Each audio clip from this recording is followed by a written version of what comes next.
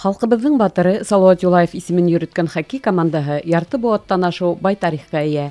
Әмма уның уеннарына бер вакытта ла башкортса комментарий бирелмәне.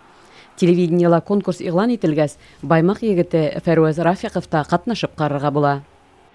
Бәлеке сакта карый башлаган хоккейді. Шуның 2012 елда кастинг булгас, Кора телеканалында шул комментатор вазифаһына безне алдылар. Шул 2 ел дәвамында эшләп киләбез. Без хоккейда элиттан карагас, бөтә уенчыларны беләбез, булган лиганы беләбез, бөтә мәгълүматларны шул вакытында әзерләнеп, вакытында карап барырга кирәк. Һәрбер яңалыктарда шуңа күрә булай артык кыйнлыктар юк. Салават Юлаев командаһының көйәрмәннәре сираттагы уеннарны көтә. Хоккейчылар Казандың Акбарысы менән очрашачак.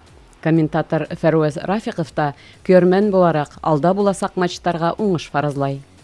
Көйәрмән буларак әйтеренем, безнең командаларда иң көчле уенчы дип Тему Хартикайн һәм Юхам Эцланы бигрәк тә менә комментатор буларак мин бер уенчыны әйткем килми. Һәрбер командалы һәркемнең үзенең роле, шуңа команда еңә, команда еңелә, берәүле билдерәгән килми.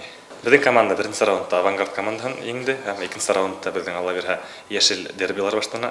Акбарны уйныйбыз, Казан калаһының һәм алдан фараз бирмәйм, һәрбер уенда карап барабыз, үзебезнең команда өчен көйәбез инде.